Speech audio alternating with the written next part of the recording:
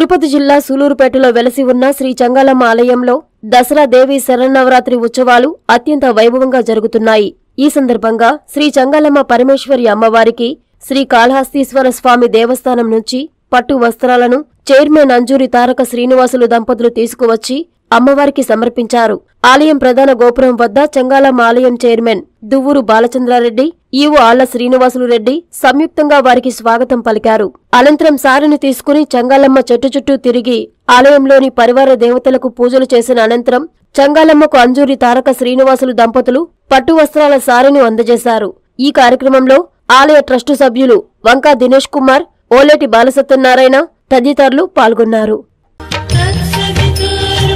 కావలిపట్టణ మరియు పరిసర ప్రాంత ప్రజలకు శుభవార్త. Doctor M Ramaswamy trauma, spine, కీళ్ల మార్పిడి స్పెషలిస్ట్. మోకాళ్ల మార్పిడి, తుంటి మార్పిడి ఆపరేషన్లు చేయబడును. విరిగిన ఎముకలకు వెన్నుపూస ఆపరేషన్లు అత్యాధునిక పద్ధతుల ద్వారా చేయబడును. డాక్టర్ పి పుష్పిక గుండె, ఊపిరితిత్తులు, షుగర్ అండ్ రుమటాలజీ వ్యాధుల వైద్య నిపుణులు. Doctor T Sudeep Yadav general మరియు ఎండోస్కోపీ అండ్ లాప్రోస్కోపిక్ సర్జరీ నిపుణులు. హెర్నియా, పేగు జారుట, 24 గంటల పేగు, హైడ్రోసెల్ ఆపరేషన్లు చేయబడును. వెంటిలేటర్ తో కూడిన అధునాతన ఇంటెన్సివ్ కేర్ యూనిట్ ఐసీయూ.